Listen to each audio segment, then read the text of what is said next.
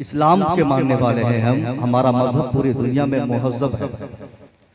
हमारे मजहब की मिसाल लोग देकर अपनी बच्चियों को पर्दे में रहने का हुक्म दिया करते थे।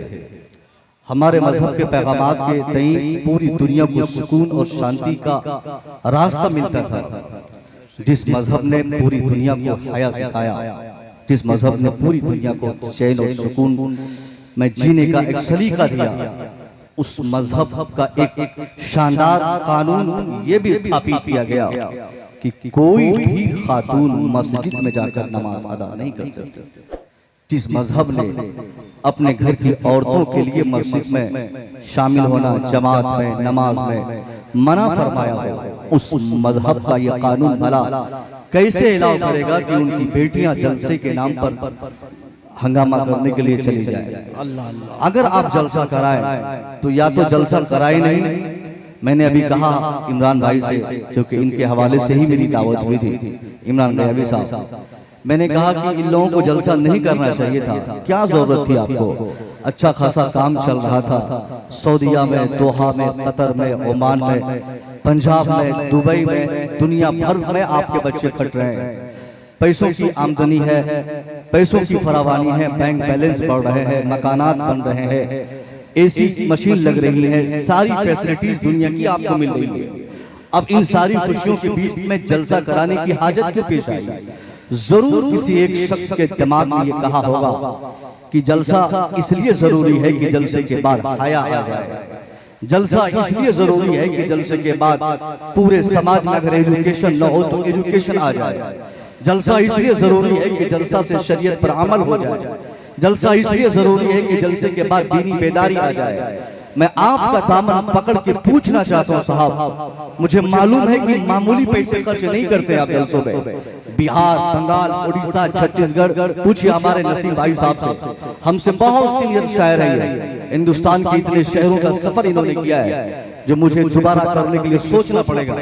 बड़े दिनों से इनकी तारीफ जलसों के हवाले से लिखी जाती है और जलसों के इतिहास में इनका नाम दर्ज है कि इस जमाने से, तवील अरसे से अख्तर जिया मुजफ्फरपुरी हो गए। और साहब क्या बोल, मैं खुद अख्तर जिया मुजफ्फरपुरी को सामने बैठकर इनका कलाम सुना हूं, बगल में सिवान में सामने बैठकर। आप समझ सकते कि मेरी तारीख जलसे की आमद में कितनी जदीद तारीख है और इन हमारे उलमा और खुतबा की तारीख कितनी पुरानी है। 25-30 साल के बिहार, बंगाल, उड़ीसा, छत्तीसगढ़, झारखंड और उत्तर प्रदेश, इन 7-8 स्टेट के जलसों की तारीख और उस जलसों की तारीख के रिकॉर्ड्स अपने सामने रखे और 25-30 साल के पहले के जलसे बताए। दोनों में बहुत ज्यादा डिफरेंट आपको नजर आएगा।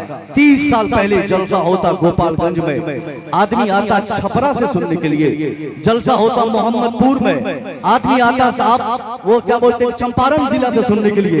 एक पीर साहब बैलगाड़ी से आते, पंता भात खाने मिलता ना मिलता, नजराना दिया जाता ना दिया जाता, किराए का इंतजाम होता या ना होता, उससे कोई मतलब नहीं। उस जलसे में कुर्सी का इंतजाम हो न हो, आदमी पुआल पे बैठकर पूरी रात जलसे सुनते। उसके बाद कोई रो कर जाता तो नमाज पढ़ता, कोई वहां से लौटता तो नमाजी बनता, कोई लौटता तो सच्चा बन के लौटता, कोई लौटता तो अपनी बेटी बहू को इज्जत का पैगाम देने की नीयत से वहां से उठता। ये तासुरात थे, ये रिजल्ट था, ये निचोड़ था आज से 30 साल पहले के जलसों का। मगर आज इसी जमाने के जलसों ने हमारे बिहार के लाखों करोड़ों, उत्तर प्रदेश के हजारों जलसों ने करोड़ों रुपयों को पानी में मिला दिया, उड़ीसा के माहौल ने जलसों को खराब कर दिया।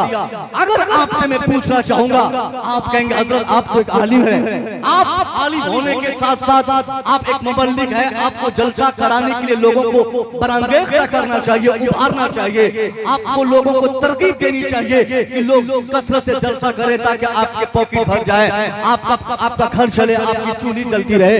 नहीं साहब, न तो कभी हमारी सोच रही, न हमारे किसी आलिम की ये सोच रही, न किसी खतीब की ये फिक्र रही कि जलसा होगा तो मेरी हांडी चलेगी, जलसा होगा तो मेरे पेट भरेंगे, जलसा होगा तो मुझे रोटी का इंतजाम होगा, जलसा होगा तो मेरे बाल बच्चे पढ़ेंगे।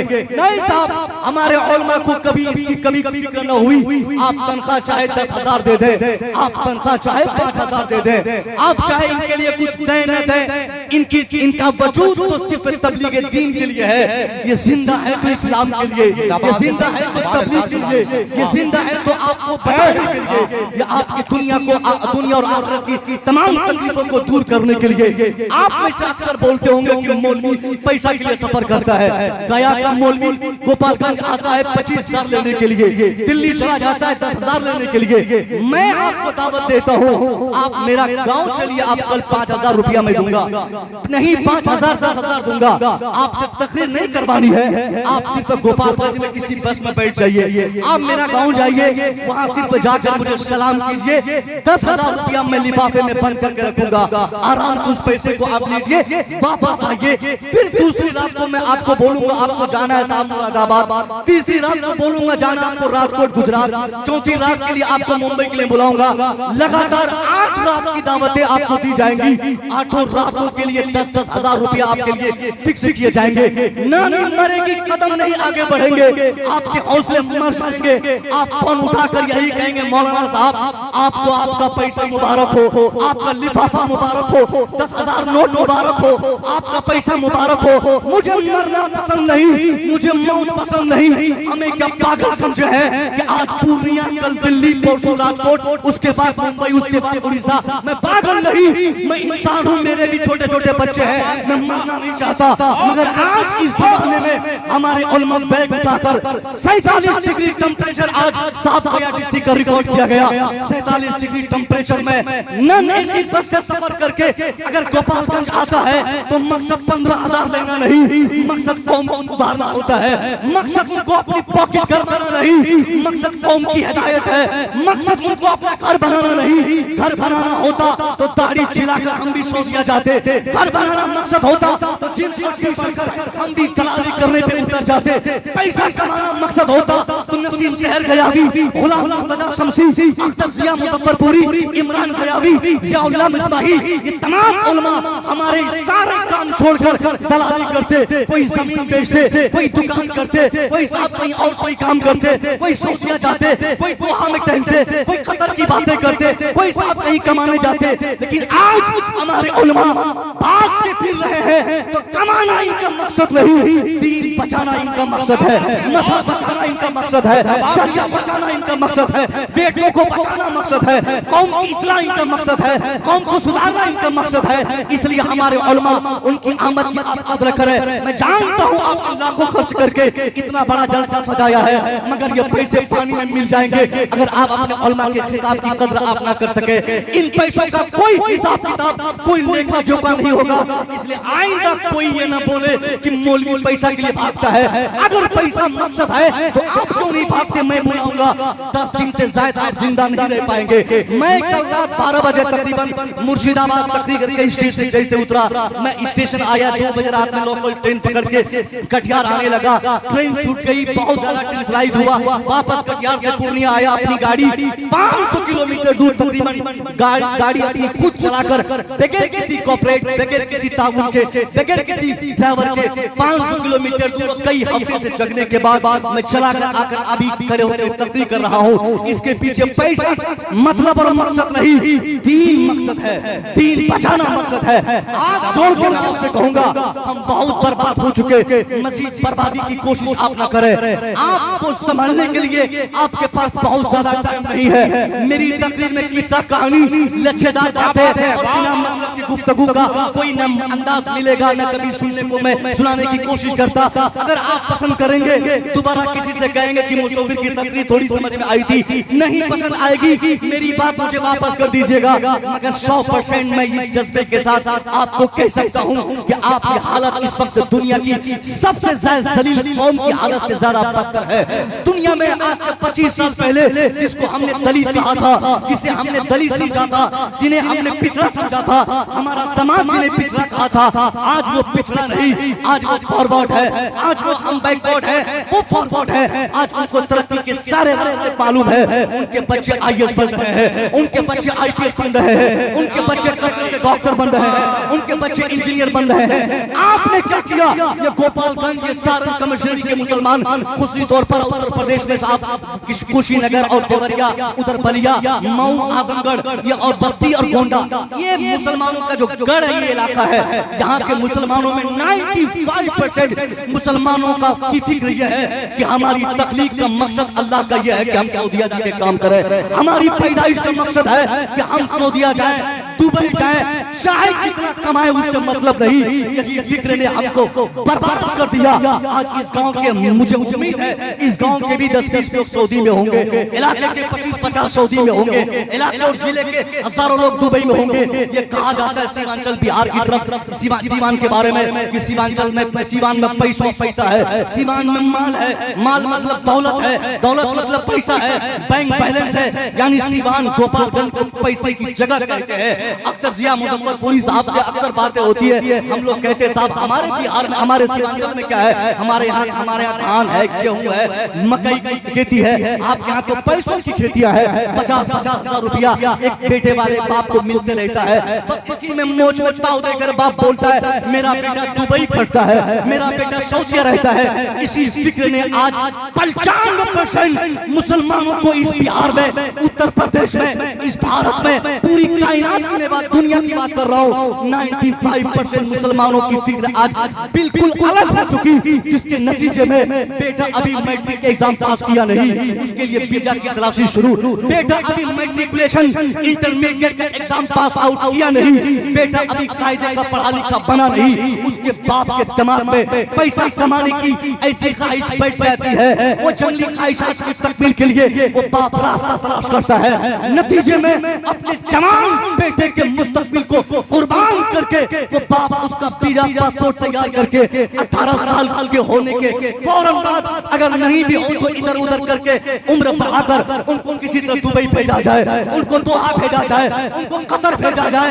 किस लिए? ताकि हमारा भी मकान ऊंचा हो, हमारी बिल्डिंग ऊंची हो, हमारा घर बड़ा बन जाए, हमारे पास स्कॉर्पियो हो, हमारे पास कार लग जाए, हमारे पास जमीन हो जाए, हमारा घर साहब जिले में हो जाए, जिला हेडक्वार्टर में हो जाए। इस ख्वाहिशात की तकमील के लिए हम मुसलमानों ने तालीम से जो बेरगबती का इजहार किया है, ये जहालत, ये बर्बरियत, यही हमारी पसमानदगी की सबसे बड़ी वजह है कि आज दुनिया में हमारी तादाद 160 करोड़ से ज्यादा है। बावजूद हर शाम हमारे बच्चे जूते खाते, हर रात हमारे घर जलाए जाते, हर सुबह हमारी बेटियों की इज्जत लूटी जाती, हर रोज हर हफ्ते हमारी आबादी तबाह की जाती।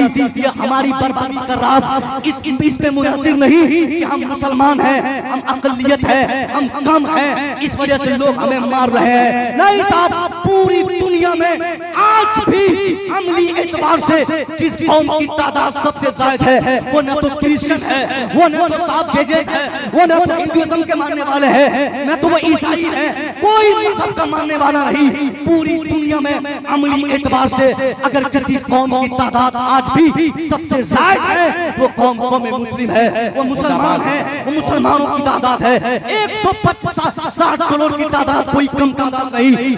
313 की तारीख बताती है, दुनिया लरसती थी, दुनिया उनकी तारीख पढ़ती थी। उन 313 की तारीख ने पूरी दुनिया को जो सबसे बड़ा पैगाम दिया वो मुस्तफा करीम की कोशिशों ने, तहरीकों ने जो सबसे बड़ा चैलेंज दुनिया का एक्सेप्ट करके अखलाकी एतबार से, किरदार के एतबार से मेरे मुस्तफा ने दुनिया को जंग अजीम के इख्तिताम के बाद आपने जो पैगाम दिया था आप भूल गए। आपको सिर्फ यही मालूम कि जंग बदर हमने फतह की, आप सिर्फ यही जानते हैं कि बदर में हमारी तादाद 313, सामने 1000 की तादाद। आपको सिर्फ यही बताया गया या आपने सिर्फ यही सुना है कि मुसलमानों को कामयाबी अल्लाह ने अता फरमाई। मगर बदर के इख्तिताम के बाद जो सबसे बड़ा पैगाम मदीने के मुस्तफा ने, मदीने के मुस्तफा ने आज से 1450 साल पहले मक्का शरीफ में रहकर आपने जो अपने मानने वालों के बीच में अरब की सरजमीन पे रह के 1450 साल पहले मुताबिक तरीकात से जुड़ के लोगों को जोड़ के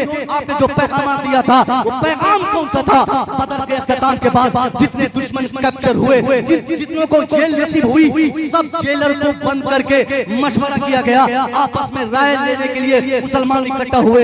एक दूसरे से पूछा गया कि इन कैद खानों में बंद लोगों के साथ क्या व्यवहार किया जाए, इन दुश्मनों के साथ क्या बर्ताव किया जाए। ये हमारे दुश्मन है, इन्होंने हमारे सर काटने की तहरीक चलाई थी, इसने हमारे सर उड़ाने की कस्में खाई थी, इसने इस्लाम मिटाने की बातें की थी, ये इस्लाम के पैगंबर को मिटाने के लिए मूवमेंट छेड़ा था।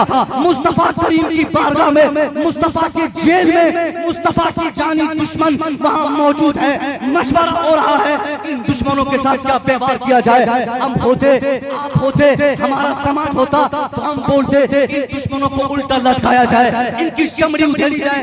नारा लगाइए, नारे तकबीर, नारे रिसालत, मसलके आला हजरत उलमा। माशाअल्लाह मुहब्बे गिरामी चतुर्वेदी साहब बड़े खलीक हैं, बड़ा अच्छा खिताब इनका होता है। मेरे बात इनको आप समाप्त करेंगे, बस मेरी बात अगर आप समझने की कोशिश करेंगे। आपका भाई आप तवज्जो दें, आपको तो मैं अपना नेता समझता हूँ ना।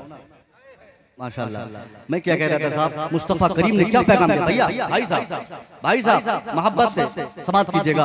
मेरे नबी ने क्या पैगाम दिया? मुस्तफा की बारगाह में दुश्मन मौजूद है, दुश्मनी के लिए इंतकाम होता है, बदला लिया जाता है। हम 100 रुपया किसी को दे दें, 5 साल के बाद उनसे मुलाकात हो, चौक चौराहे पे जहां देखेंगे उनके बाइक की चाबी हम निकाल लेते हैं, उनको मारने पीटने धमकाने की कोशिश करते हैं, मगर नबी के सामने नबी के दुश्मन मौजूद है। मशवरे में यही पास आउट हुआ, यही फैसला आया कि इन दुश्मनों को मारा नहीं जाए, इनको पीटा नहीं जाए। मुस्तफा जलाल अहमद चाहते तो एक इशारा फरमाते सिद्दीक़ अकबर से, आप कह दिए होते अपने जानेदारों से इन खबीसों को मारा जाए, इन बदमाशों को पीटा जाए, इनको उल्टा लटका के इनकी चमड़ी उखाड़ी जाए, इनको बुटियाया जाए, इनको इनसे बदला लिया जाए, इनके घर उजाड़े जाए। लेकिन नहीं, बाख्तियार मुस्तफा, ऑथोराइज्ड मुस्तफा, ऐसे बाख्तियार मुस्तफा जिनके कब्जे में उनके दुश्मन मौजूद, जिनके जेल में उनके दुश्मन मौजूद, मुस्तफा करीम ने फैसला सुनाते हुए कहा नहीं, इनमें से किसी को अजियत न दी जाए, इनको न मारा जाए, पत्थर का जवाब ईंट से न दिया जाए, इनको तलवार का जवाब तलवार से न दिया जाए। अगर इनको बेहतर जवाब देना चाहते हो, मुस्तफा ने फैसला सुनाया कि इनसे कहो कि इनमें से कौन कौन पढ़ा लिखा है, जो इनमें का पढ़ा है उनसे एक शर्त रख दो कि वो अगर हमारी जेल से बाइज्जत बरी होना चाहता है तो उनके लिए कोई पैसा नहीं, किसी पैसे का मुतालबा नहीं, कोई फिदिये का मुतालबा नहीं, कोई डिमांड नहीं, कोई मारपीट नहीं, कोई रिवेंज और बदला नहीं लिया जाएगा। अगर वो तालीम याफ्ता है, अगर उनको लिखना आता है, अगर उनको पढ़ना आता है, अगर वो 2-4 चीजों का ज्ञान रखता है तो उनके लिए सिर्फ रिहाई के लिए यही काफी है कि वो अकेला हमारे मुसलमान के 10 अफराद को पढ़ा दे। मैं मुफ्त में ऐसे ही दुश्मन को आजाद कर दूंगा। जिंदाबाद। इस्लाम के पैगंबर ने इस्लाम की पहली जंग के मौके से एजुकेशन के इम्पोर्टेंस पर इतना जबरदस्त इल्मी नहीं अमली पैगाम आपने अमल करके दुनिया को दिखाया था। उस मजहब के मानने वाले आज 10,000 कमाने के चक्कर में मैट्रिक एग्जाम छोड़ रहा है, वो उस कौम के बच्चे छोड़ रहे हैं, वो नौजवान छोड़ रहे हैं, जिसके मुस्तफा करीम ने, जिसके पैगंबर ने एजुकेशन के इम्पोर्टेंस पर सबसे ज्यादा पूरी दुनिया में गुफ्तगू फरमाई। एजुकेशन बहुत बेहतरीन चीज है, जिस नबी ने कहा एजुकेशन नूर है, जिस मुस्तफा ने कहा, आज उसी नबी के मानने वाले जाहिल, अनपढ़, अंगूठा छाप आपको मिल जाएंगे। मैं पूछना चाहता हूँ, आपने सीवान में मकान बना लिया, अच्छी बात है, आपके पास गोपालगंज शहर में घर है, अच्छी बात है, आप करोड़पति नहीं खरबपति हैं, अच्छी बात है, आपका बेटा दुबई में, सऊदीया में 50-50 हजार पर डे कमाता है, ये बहुत अच्छी बात है। मगर आपने कभी ये नहीं देखा कि आपका बेटा हाकिम बन के नहीं, इमाम बन के कमाता है, आपका बेटा गुलामी करता है। और जो बाप अपने बेटे को बगैर पढ़ाए उसको कमाने की मशीन समझेगा, उसका बेटा 10,000 नहीं 10 लाख रुपया महीना भी कमाएगा, तब भी उनको गुलाम कहा जाएगा, उनको नौकर कहा जाएगा। किसी के बेटे से टॉयलेट साफ कराया जाता, किसी से भेड़ियां चरवाई जाती, किसी को सांप आउटनी के साथ भेज दिया जाता, किसी को जंगलों में रखा जाता, किसी को रेगिस्तान में 6 महीना छोड़ा जाता, फिर वहां से 50,000 रुपया महीने आते। किसने अपने बेटे की हालत ये की? आपने अपने बेटे पे जुल्म किया।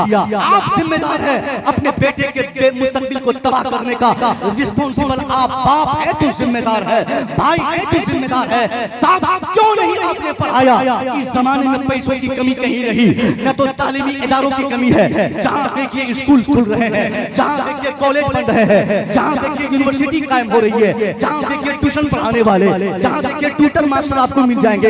इस बेदारी के माहौल में एजुकेशन के इंपोर्टेंस जब सबको समझ में आ गए, फिर भी मुसलमान अगर नहीं पढ़ाता है तो मैं समझता हूँ मुसलमानों की सबसे बड़ी कमी यही है कि उनके पास सब कुछ है मगर उनका बेटा जाहिल है, उनका बेटा अनपढ़ है।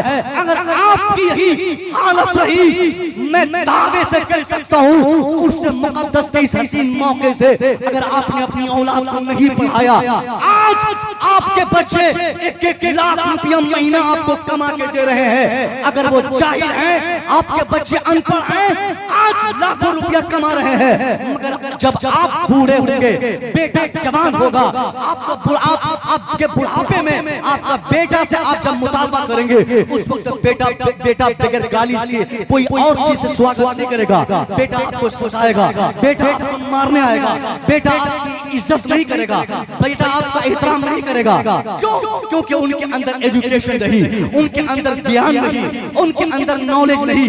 1000 लड़कों में एक लड़का ऐसा होता है जो अनपढ़ भी है, फिर भी उनकी समझ, उनकी अंडरस्टैंडिंग इतनी अच्छी है कि वो बाप को बाप समझ पाता है, माँ को माँ की हैसियत से मानता है। मगर 1000 में 999 बच्चे ऐसे मिल जाएंगे साहब जिनमें ये कुव्वत फहम नहीं, जिनको ये समझ नहीं होती कि बाप का एहतराम क्या है, माँ की अहमियत क्या है, बीवी का मकाम क्या है। आज हमारे समाज में बेटियों की इज्जतें जो नहीं हो रही है, आज उन साहिबजादों से मैं कहूंगा अगर आपके पास बेटियां हैं तो खबरदार दुबई वाला देखकर अपनी बेटी से शादी मत करवाइए, दुबई दोहा कतर की कमाई देखकर अपनी बेटी की ब्याह मत करवाइए। आप सबसे पहले ये चेक कीजिए कि जिस घर में आप अपनी बिटिया की शादी करना चाहते हैं, उस घर का लड़का, वो घर पढ़ा लिखा है कि नहीं, वो लड़का तालीम याफ्ता है कि नहीं, उसको एजुकेशन से मोहब्बत है कि नहीं। अगर वो पढ़ा लिखा होगा यकीनन आपकी बेटी की इज्जत करेगा, अगर वो तालीम याफ्ता नहीं होगा आपकी बेटी को नौकरानी समझेगा, दुबई से घर आएगा, दुबई से गाली देगा। अभी सुबह 5 बजे भोर का फोन बजना शुरू होगा, उसके बाद गाली शुरू, शाम तक डांटना, धोपना, तलाक देना, मारने की बातें करना, बाप को गाली देना, ससुर को गाली देना, यानी कहीं से कोई इज्जत नहीं होगी। हर एक चीज का दारोमदार, हर चीज का इन्हिसार सिर्फ एजुकेशन पे है। तरक्की जो आज हमारी नहीं होती, हमारी इस तरक्की न होने की वजह ये नहीं कि हमारे दुश्मन हाकिम है, वजह ये नहीं कि कोई दुश्मन जीत रहा है, कोई मंत्री बन रहा है, कोई पीएम बन रहा है, कोई सीएम बन रहा है, नहीं। दुनिया का कोई नेता हमारी बर्बादी का ज़ामिन रिस्पांसिबल नहीं। कुरान ने क्या समझाया?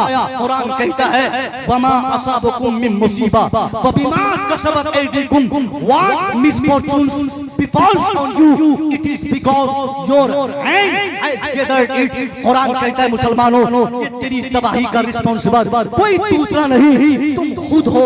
तुमने समाज बर्बाद किया, तुमने माहौल बर्बाद किया। मैं पूछना चाहता हूँ आज अब अपने बच्चों को पढ़ाते क्यों नहीं?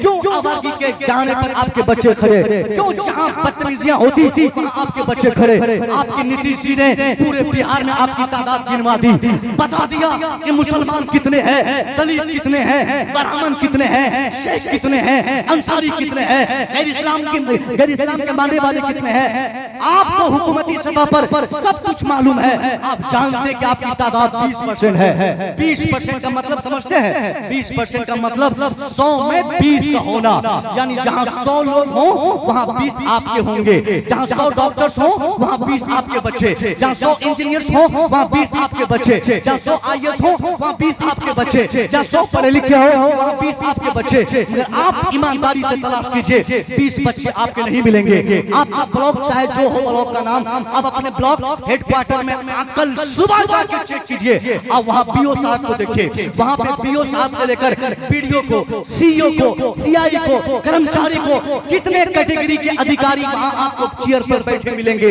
उनमें से 20% आपके बच्चे नहीं, नहीं, 1-2% होंगे तो होंगे, वरना वो भी आज बहुत दूर दूर तक देखने के बाद हमारे बच्चे नहीं मिलते। आप कहाँ खो गए? आपको हुकूमत कहती है कि आप 20% है, मगर तालीम में आप 20% कहाँ है? आपको गोश्त खाने में 20%, आपको अय्याशिया करने में 20%, आपको बदतमीजी करने में 20%। देखिए मुस्तफा की महफिल है, मगर यहाँ तकरीर हो रही है, यहाँ खिताब हो रहा है। कौम का एक नौजवान खतीब 500 किलोमीटर दूर चल के आके पसीना बहाकर कौम से खिताब कर रहा है। कोई ड्रामा कर रहा है, कोई ड्रामाबाजी कर रहा है। साहब क्या आप फैसला करने में आ गए हैं? आपकी किस्मत के फैसले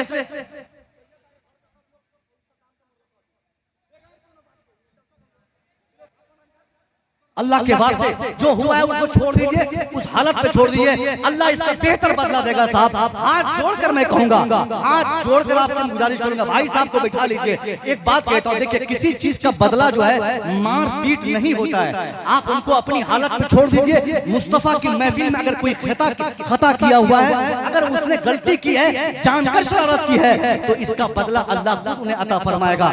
आप बेहतर बदला नहीं दे सकते, बेहतर बदला देने वाला अल्लाह है। आपका काम है छोड़ देना, आपका काम है माफ कर देना।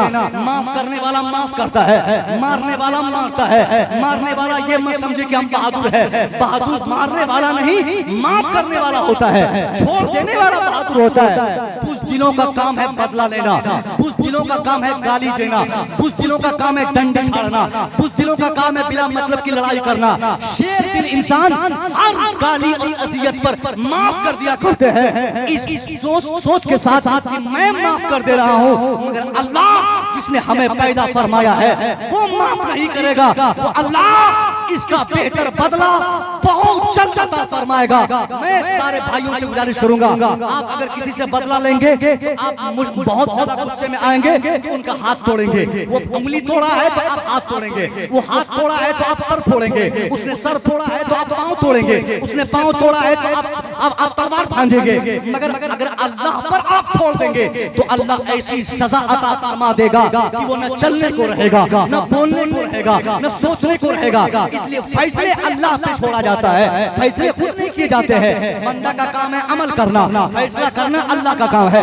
इसलिए ये गुजारिश आपसे है, अल्लाह के रसूल की महफिल को खराब मत कीजिए। अगर इसकी तबाही अगर आपकी वजह से हो रही है तो कल मैदान महशर में मुस्तफा करीम आपसे सवाल फरमाते हुए कहेंगे कि मेरी बात हो रही थी, मेरा पैगाम सुनाया जा रहा था और तुम लोग लड़ाइयां करने में मस्त थे। अल्लाह के वास्ते वो सारे झगड़े छोड़ दीजिए, ये बहुत बुरा असर है, बहुत बुरी बात हो जाएगी कि अगर आपके समाज में ये पैगाम चला जाए, पूर्णिया तक चला जाए, गया तक कि साहब वहाँ के लोग जलसे को भी नहीं छोड़ते हैं। मैंने कहा ना, इन सारी चीजों की बुनियादी वजह सिर्फ वही मेला ठेला, वही मेला ठेला, बेटियों को अब बुलाना, औरतों को आने देना। मैं अक्सर कहा करता हूँ, एक बेटी को जलसे में जाने देना गोया 50 बेटों का जलसा खराब करना नहीं।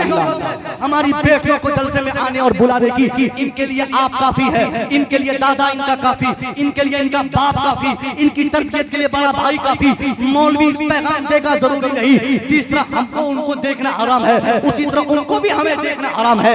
ये उसी इस्लाम के पैगाम जिस स्टेज से नश्र किए जाते हो, वहीं पे बेटियों को बुलाना, वही लच्छेदार कपड़ा पहन के, वही लिपस्टिक लगा के, वही दुपट्टा लहरा के, वही हील पहनकर, वही लच्छेदार कपड़े पहनकर हमारी बेटियां जब जलसे के नाम पर मेला में जाएगी, जाहिर है ये शैतानियत का जमाना है, आज खुराफात का जमाना है। नौजवानों के दिमाग में खुराफात बसता है। एक बेटी को जाता देखता है, उनकी नीयत खराब होती है, उसके पीछे घूमता है, जलसा खराब करता है एक तरफ, और उस जलसे खराब करने के साथ साथ मेला में घूम कर हमारी बेटियों की इज्जत के साथ भी खिलवाड़ करता है। साहब बेटी चाहे जिसकी भी हो, बेटी जैद की हो, बकर की हो, खालिद की हो, अगर वो मुसलमान की बेटी है तो हम सब की बेटी है। उनकी इज्जत की हिफाजत की जिम्मेदारी सिर्फ जैद बकर खालिद की नहीं, हर एक मुसलमान की जिम्मेदारी है, मजहबी जिम्मेदारी है कि वो अपनी कौम की बच्चों की इज्जत व आबरू की हिफाजत का ज़ामिन बन जाए। वो उनकी इज्जत को लूटने न दे, तब वो मुसलमान है। और ये ऐसे नहीं कि उसकी बेटी को देखा मार्केट में घूमते हुए, उसकी बेटी को देखा मुस्कुराते हुए, उसकी बेटी को देखा फलाने से बात करते हुए, उसकी बेटी को देखा देखा वहां पर किसी के साथ बाइक पे जाते हुए। अरे क्यों किसी की इज्जत आप उड़ाते हो? आपके घर में भी बच्चियां है, अगर आपको दर्द है तो आप धीरे से उनके वालिद को जाके बोलिए ताकि इस्लाह हो जाए। मगर किसी की इज्जत को आप अगर उड़ाएंगे तो आपके घर में भी बच्चियां हैं, या आने वाले जमाने में होंगी। आज आप किसी की बेटी की इज्जत को देखकर मुस्कुराते हैं, कल आपकी बच्चियों की इज्जत को नीलाम होते देखकर दूसरे ढोल बजाते हुए नजर आएंगे। फिर उस वक्त आपको चेहरा छुपाने की जगह नहीं मिलेगी। अल्लाह के वास्ते खुराफात बंद कर दे। मेरी बात बहुत दूर तक पहुंच गई, मुझे एजुकेशन की बात करनी थी। हमारे साहब ने फोन किया से 5 दिन पहले कि हजरत आपने नजराना बता दिया, आपने अपने आने का तरीका बता दिया, ट्रेन बता दिया, लेकिन अब एक फरमाइश मेरी भी है। मुझे सुनकर इतनी खुशी हुई साहब कि पहली बार इस इलाके से किसी जलसे वाले को ये समझ तो बात आई कि जलसा हम इस मकसद के तहत करा रहे हैं और उससे एजुकेशन पे बात होनी चाहिए, तालीम और तरबियत पे काम होना चाहिए। वरना तो वही रट्टू खतीब जो 50 साल से तकरीर कर रहा है उसको हमने बुलाया 10-5 हजार दे दिया, वही आयत, वही खिताब, वही कहानी, वही किस्सा, वही सुभान अल्लाह, वही अल्हम्दुलिल्लाह बोल बोल के न वो थक रहा है न आप सुनते सुनते थक रहे हैं। उनके कब्रों पे दोनों पांव चले गए, तकरीर करने का जज्बा भी खत्म नहीं हुआ। उनका रास्ता रोक के उनसे पूछा जाए जनाबे वाला आपके बाल पक गए, आप बूढ़े हो गए, आपके किस जलसे के खिताब से कोई 2-4 का नाम आप बताइए जिनके आंसू बहने लगे हो, जिनका दिल बदल गया हो, जिनका इरादा बदल गया हो, जहाँ एजुकेशन पे काम हुआ हो। न तो खतीब बता पाएगा न जलसे का कोई कमेटी का जिम्मेदार बता पाएगा, क्योंकि खतीब भी एंटरटेनमेंट जलसे को समझता है और जलसे वाले भी मनोरंजन का साधन जलसे को समझते हैं। न आपकी नीयत सही न खतीब की नीयत सही, तो इतना कहां से होगी? मुझे बेहद खुशी हुई जब इन्होंने कहा कि आपको एजुकेशन और तरबियत पे बात करनी है। मैं आपसे कहना चाहूंगा कि आज इस जमाने में हमारी बर्बादी का राज क्या है कि हमारे बच्चे अनपढ़ है। हमारे कोई भी ऑफिस आप चले जाइए, न तो ब्लॉक में हमारे बच्चे ऑफिसर मिलेंगे, न डिस्ट्रिक्ट हेडक्वार्टर में हमारे बच्चे ऑफिसर मिलेंगे। एक का दुक्का पूरे हिंदुस्तान में अभी 1-1.5 महीना पहले यूपीएससी के एग्जाम का रिजल्ट आउट हुआ।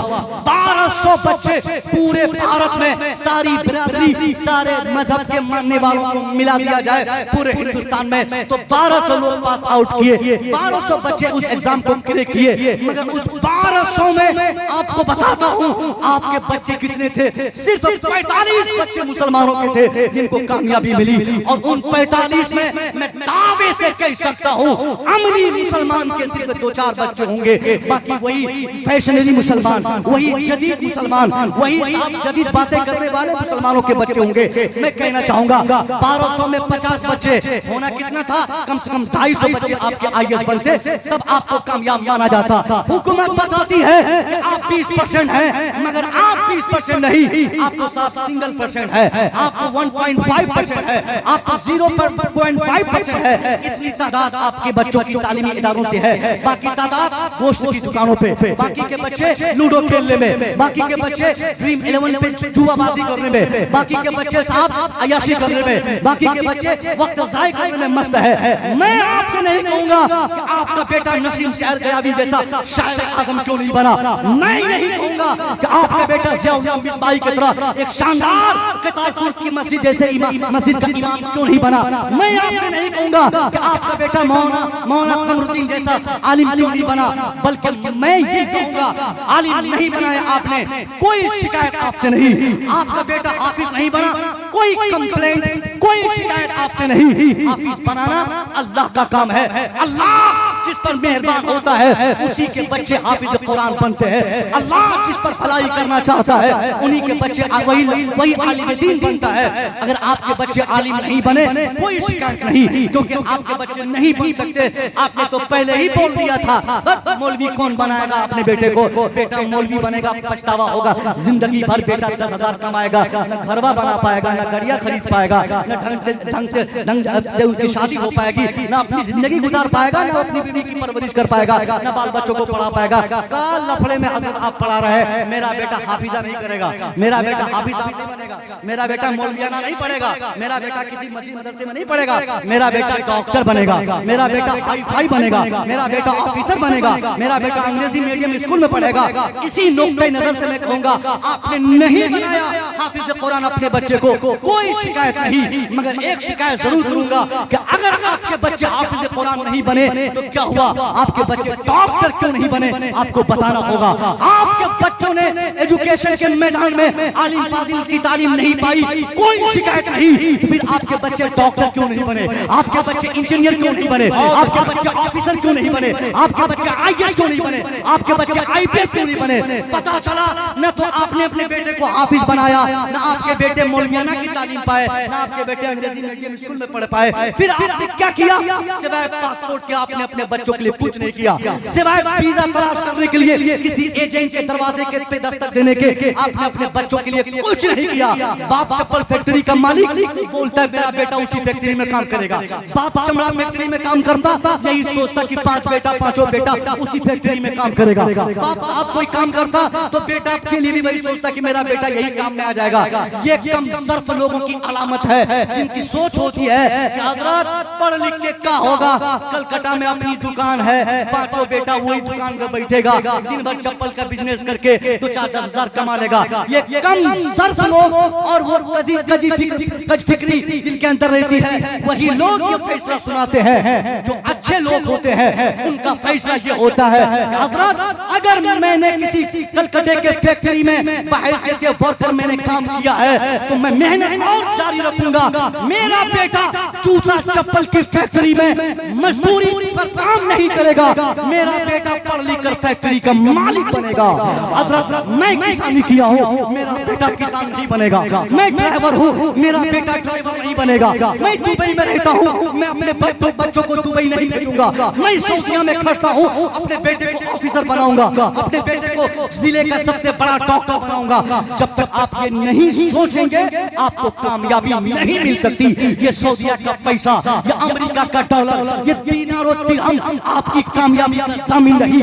5 साल में 50 साल की कमाई दौलत खत्म हो सकती, मगर 5 साल अपने बेटे के सऊदिया जाने के इरादे को एक बाप अगर मुलतवी करके उसका मैट्रिक का एग्जाम दिलवा दे, उसका इंटरमीडिएट का एग्जाम दिलवा दे, उसके बाद IIT का एग्जाम दिलवा दे, वो बाप उसके लिए ग्रेजुएशन का बंदोबस्त कर दे, शानदार रिजल्ट, उसका बाप क्या देखेगा? 5-10 साल के बाद उसका बेटा दुबई तो जाएगा मगर मजदूरी के लिए नहीं, बल्कि एक शानदार इंजीनियर बनकर किसी ऑफिस में काम करने जाएगा। सुभान अल्लाह, सुभान अल्लाह, बहुत उम्दा, जिंदाबाद, सुभान अल्लाह, सुभान अल्लाह। ये तालीम का फायदा है, मगर कौन समझाने आपने? हमने तो अपने बच्चों को ऐसा जाहिल छोड़ दिया साहब। ये हिंदुस्तान में आपको तारीख मालूम है ना, भीमराव अम्बेडकर की। इस हिंदुस्तान में ऐसे समाज के व्यक्ति का नाम भीमराव अम्बेडकर है, जिस समाज में उनको पढ़ने से रोकने की हजारों कोशिश की जाती थी। एक तहरीक चली थी और लोगों को बता दिया था कि पढ़ना आपका काम नहीं है, गुलामी करना आपका काम है। आपकी पैदाइश हमारी खिदमत के लिए, आपका वजूद हमारे काम के लिए, हमारी सर्विस के लिए आप लोग क्यों पढ़ते हैं? लेकिन अम्बेडकर जी ने सोचा कि मुझे समाज बदलना है, मुझे हालात बदलने, मुझे माहौल बदलना है, मुझे मुल्क बदलना है, मुझे अपने खानदान बिरादरी रिश्तेदारों को बदलने। तो इस इरादे से उसने अपने समाज की तब्दीली के लिए अपने समाज के अफराद को दिल्ली रामलीला मैदान नहीं बुलाया, अपने समाज के लोगों को साहब किसी जिले में एहतजाज और प्रोटेस्ट के लिए दावत नहीं दिया। अगर वो चाहता तो उनके दलित समाज के लोग उनकी एक ख्वाहिश पर, एक आवाज पर 1000 नहीं, 1 लाख नहीं, जितने थे सब चले जाते, तलवार भाले बल्लम बर्छी लेकर चले जाते। मगर उसने तलवार को फैक्टर नहीं समझा, भाले और लाठी को कामयाबी के लिए फैक्टर नहीं समझा, उसने एहतजाज और प्रोटेस्ट को इसके लिए जरूरी नहीं समझा, उसने खामोशी से तालीम को इसके लिए जरूरी समझा। और वो बंदा जिसके समाज में पठन पाठन को हराम समझा जाता, उसने अपना नाम बदला, पिता का नाम बदला, महाराष्ट्र के एक स्कूल से तालीमी सफर शुरू किया। पढ़ते पढ़ते इतनी मेहनत किया, विदेश तो चला गया। आज किताबों में आता है कि उस बंदे को इतनी पुख्तगी एजुकेशन के मैदान में हो गई कि 64 सब्जेक्ट में उनको मास्टर की डिग्री दी गई, 36 सब्जेक्ट पर उसने ग्रेजुएशन किया, 3 सब्जेक्ट पर उनको PhD की डिग्री मिली, 9 जबानों पर उनको मलका हासिल था। अब वो दलित समाज का व्यक्ति भीमराव अंबेडकर जी, जिनकी इज्जत समाज में नहीं थी, और आज उनकी इज्जत पूरी दुनिया में हो रही है, वजह सिर्फ एजुकेशन। मगर आपने क्या किया अपने कौम के लिए, अपने बच्चों के लिए? कुछ नहीं किया। आलिम हाफिज मौलाना नहीं बनाया तो कोई बात नहीं। कितने बच्चे आपके स्कूल में पढ़ते हैं? हम भी एक कॉलेज के छोटे से उस्ताद हैं, हमको मालूम है हमारे बच्चों की तादाद कितनी है और कितनी तादाद में हमारे बच्चे पढ़ना चाहते हैं। नहीं, 2 4 5 लोग अगर पढ़ाते भी हैं तो उनके पढ़ाने का अंदाज ऐसा जालिमाना होता है कि पढ़ाने से ज्यादा उनके बच्चों के लिए ना पढ़ाना उनके लिए बेहतर होता है। भाई हमारे यहाँ के बहुत लोग गया में, हमारा एमएड में सिलेक्शन गया ही में हुआ था, मगर सिर्फ ये सोचकर मैं गया नहीं गया कि वो आपका जिला है, वरना मैं गया से ही एमएड किया होता न। जब आप थे ही तो वहां मुझे मेरी जरूरत क्या थी। आज 2 4 लोग अगर पढ़ाते भी हैं, साइकिल खरीद दिए, ट्यूशन के नाम पर 5000 रुपया बेटी को दे दिए, बस भेज दिए, स्कूल भेज दिए। सिर्फ पढ़ाना यह जरूरी नहीं है, निगरानी भी तो है साहब। स्कूल और कॉलेज आने वाली बच्चियां, जाने वाली बच्चियां हम लोग गौर से देखते हैं, किताब के बस्तों में टिफिन और मोबाइल तो जरूर होता है, चाहे किताब कॉपी हो ना हो, खाने का सामान और एक मोबाइल 10,000 का। किसने दिया? किसने दिया? Who has given your daughter? किसने बेटी को मोबाइल पकड़ाया? या तो भाई दिया होगा या बाप दिया होगा। बेटी अभी 9th क्लास पास नहीं की है, उसके पास 15,000 का मोबाइल है, और आप उस बेटी से ये तमन्ना करते कि वो बेटी आपका नाम रोशन करे। नाम रोशन नहीं करेगी, नाक कटाए।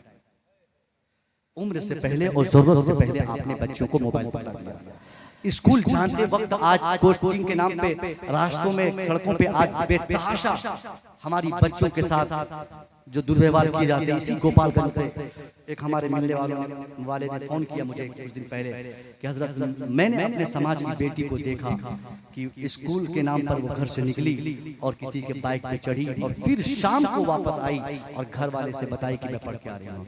ऐसी मिसाल एक दो नहीं, हजारों में बच्चियां हमारी घर से निकलती है स्कूल के नाम पर, ट्यूशन के नाम पर, कॉलेज के नाम पर, यूनिवर्सिटी के नाम पर, पढ़ने के नाम पर, तालीम के नाम पर, एजुकेशन की तकमील के नाम पर। अब बाप मुझ पे ताव देता है कि बेटी मेरी पढ़ती है महंगे स्कूल में, मैं बेटिया को पढ़ाता हूँ महंगे ट्यूटर से, मैंने बेटी को स्कूटी लेके दिया, मैंने बेटी को साइकिल दिया, मैंने तालीम की पुख्तगी के लिए बेटी को मोबाइल दे दिया है, मगर उस बाप ने सिर्फ खरीद के दिया है। कभी अपनी बेटी से बेटी के लिए निगरानी जरूर नहीं समझा, कभी अपनी बेटी से ताकीद की वजह नहीं पूछा, कभी अपनी बेटी से किताब खुलवा कर नहीं पता किया कि आज कहाँ पढ़ी हो, कल कहाँ पढ़ी थी, कल कहाँ पढ़ना है, कौन पढ़ाते हैं, तेरा मास्टर कौन है, तुम किसके साथ जाती हो, रास्ते में कहाँ स्टॉपेज करती हो, कहाँ रुकती हो, कौन तुझे रोकता है, कौन लड़का तुझे बुलाता है, कौन लड़का है जिससे तुम बात कर रही थी। न तो कभी हमने भाई ने सोचा, न तो कभी बाप ये ख्याल किया, न कभी माँ ये ख्याल में लाई ये बात है कि हमारी बेटी पढ़ने तो जाती है मगर पढ़ाई के नाम पर कहाँ कहाँ इज्जतों के साथ खिलवाड़ करती है, तालीम की तकमील के नाम पर हमारी बेटी के साथ कहां कहां दुर्व्यवहार होता है। हमने ये जानना जरूरी नहीं समझा, जिसके नतीजे में हमने आजादी का माहौल अपनी बेटी को प्रदान कर दिया। 5 साल से लेकर हमने 18-20 साल तक अपनी बेटी को यही समझाया, बेटी तुम आजाद हो, बेटी मोबाइल चाहिए ये ले ले बेटी मोबाइल तेरे लिए, बेटी कपड़ा चाहिए ये ले कपड़ा तेरे लिए, बेटी ईद में टी शर्ट चाहिए ये ले ईद में तेरे लिए टी शर्ट, बेटी मॉल जाओगी ले चल मेरे साथ बैठ चल मॉल, मेरी पसंद का कपड़ा देता हूँ। हमने आजादी का ऐसा तस्वुर बेटी के ज़हन दिमाग में बचपन से ही बैठा दिया। अब वो हमारी बेटी जो आज LKG में पढ़ती है, आज नर्सरी और प्ले स्कूल में पढ़ती है, वो कभी 1 क्लास में जाएगी, कभी वो 2nd में जाएगी, उसके बाद कभी धीरे धीरे वो मैट्रिकुलेशन करेगी, फिर इंटरमीडिएट करेगी, फिर वो ग्रेजुएट बनेगी। ग्रेजुएशन करने के बाद शानदार ग्रेजुएशन की तालीमी डिग्री लेकर वो आंगन में जब मुस्कुराते हुए आएगी तो तन्हा उसके साथ सिर्फ डिग्री नहीं होगी बल्कि वो अपने साथ एक छुछंदर को पकड़ के लाएगी और कहेगी अपने बाप से, अब्बा ये मेरा बॉयफ्रेंड है, अब्बा ये मैं अपने पसंद की शादी करना चाहती, अब्बा 5 साल से आज तक आपने मेरी ख्वाहिशात की तकमील की, मैं जो मोबाइल चाहिए आपने दे दिया, मैंने जिस कपड़े को पहनना चाहा आपने दिया, मैं जहाँ जाना चाहिए आपने जाने दिया, अब्बा अब मेरी मर्जी ये है कि मैं इसी से शादी करूंगी। बाप कहेगा बेटी ये तेरी बिरादरी का नहीं, बाप कहेगा बेटी ये तेरे मजहब का नहीं, बाप कहेगा बेटी ये तेरे समाज का नहीं। बेटी बोलेगी अब्बा कैसा मजहब, कैसा समाज, कैसा अकीदा, कैसी सुन्नियत और कैसा ईमान, ये कुछ नहीं अब्बा, हम बालिगा है, अब्बा हम आकिला है, अब्बा हम पढ़ी लिखी है, अब्बा हमने तालीम ली है, अब्बा मेरे हाथ में ग्रेजुएशन की डिग्री है। और मुझे कॉलेज में बताया गया कि जब कोई हिंदुस्तानी 18 साल को क्रॉस कर जाए तो अपनी मर्जी का राजा होता है, वो अपनी चाह का बादशाह होता है। जैसे पहले उसने बगैर किसी को पूछे अपने लिए कपड़ों का इंतखाब किया है। अब लड़के लड़की आजाद है, जहाँ चाहे शादी करे, जहाँ चाहे जोड़ा सेट करे, जहाँ चाहे घूमने जाए, आप नहीं रोक सकते। उस वक्त वो बाप आंसू बहाता है, वो बाप रोते नहीं थकता कि हजरत इमाम साहब ये मेरी बच्ची को क्या हो गया, मैंने जमीन बेच के अपनी बेटी को पढ़ाया था, मैंने मकान बेच के बेटी को पढ़ाया था, मैंने महंगे मोबाइल दे के बेटी को पढ़ाया, मैंने अच्छे स्कूल का इंतखाब किया बेटी के बेहतर मुस्तकबिल के लिए। हजरत आज मेरी बेटी पढ़ के आने के बाद ये सर्विस की डिग्री लेके नहीं आई, बल्कि मर्जी की शादी के लिए मजहब से दूर जाकर शादी पर रजामंद हो गई। हजरत मैं अपनी बेटी को कैसे संभालूं, कोई ताबीज दीजिए ताकि बेटी मान जाए, दमदम के पानी में बेटी मान जाए। हजरत आइए कुरान खानी कीजिए, 40 पढ़िए, सूरह बकरा पढ़िए, हजरत कुरान खानी कर दीजिए, हजरत ताबीज लटका दीजिए। मैं कहना चाहूंगा जब बाप बेहुदा होगा, बाप बदतमीज होगा, वो बाप अपनी बेटी के सुधार के लिए ताबीज नहीं, पूरे मौलवी साहब कोई गला में मांग ले फिर भी कोई असर नहीं पड़ने वाला, क्योंकि उसने आजादी का गलत माहौल घर में दे दिया था। अब उस बाप के लिए तबाही के अलावा कोई दूसरा रास्ता नहीं। जिस बाप ने अपनी बेटी को मनचाही चीजें बचपन में दिया, माँ ने बेटी को आजाद छोड़ा, बेटी छत पे चढ़ के जितनी देर चाहे बातें करे, एक ही बेड पर बेटी सोई, उसी बेड पर माँ लेटी रहती, एक बेड, एक बेडशीट, एक पलंग, एक तकिया, एक रूम, एक कूलर, एक एसी मशीन, एक बंद कमरे में बेटी माँ सब सोई है। मगर बावजूद इसके 12 बजे रात तक बेटी बंद करती रहती, बातें करती रहती, उसके मोबाइल में मिस कॉल आते, उसके मोबाइल बजते रहते। न माँ ये जुर्रत करती कि बेटी से पूछे मेरी बेटी ये किसने घंटी बजाई, ये किसने मैसेज किया, ये किसको तूने कॉल की, ये किसके साथ फुसफुसाहट की आवाज आ रही थी, ये कौन लड़का तुझे तंग कर रहा, या कौन किसको तूने मिस कॉल की। न माँ पूछती, न बाप अपनी बेटी से पूछता। तो जिस घर के माहौल ऐसे होंगे, जाहिर है उसकी बेटी ईमान बेचकर शादी करेगी, इज्जत बेचकर शादी करेगी, इज्जत को तार तार करके शादी करेगी, गांव की इज्जत और प्रतिष्ठा सम्मान बेचकर घर से भाग जाएगी।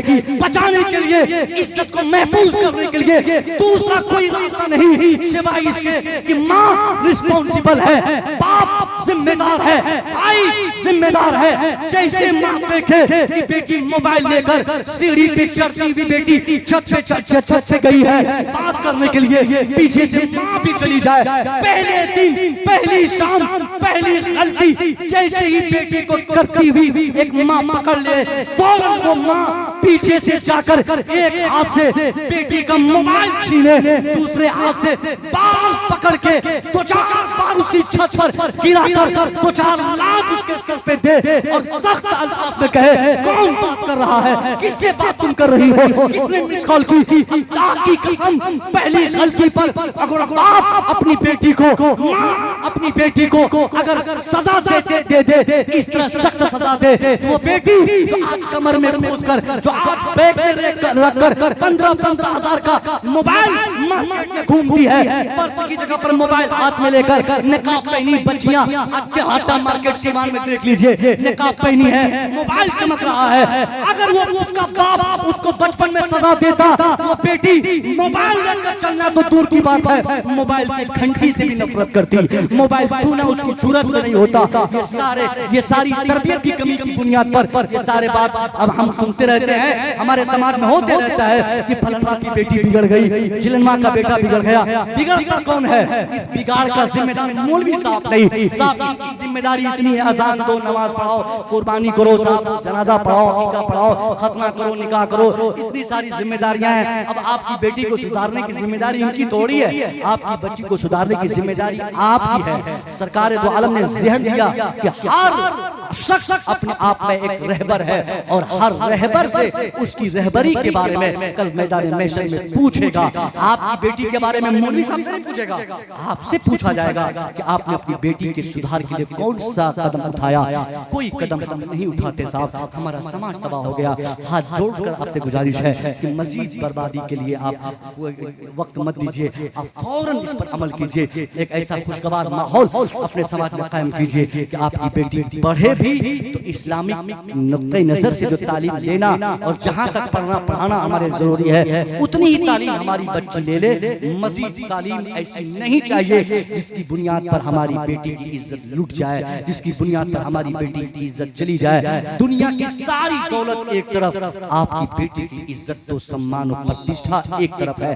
अगर बेटी डीएलएड बीएड एमएड बीएड क्या क्या डिग्रियां होती है साहब, ये सब करने के चक्कर में आपकी बेटी की इज्जत लूट जाए तो 50,000 रुपया सैलरी भी अगर आपको मिल रही है तो सैलरी नहीं साहब, आग है, आग जो आप घर बिटोर के ला रहे हैं। आपकी बेटियों की इज्जत आपने बेची है, नीलाम की है, इसके एवज में आपको पैसे मिल रहे हैं। इज्जत बचाना आपका काम, जिल्लत और रुसवाई के रास्ते को बंद करना ये आपकी जिम्मेदारी।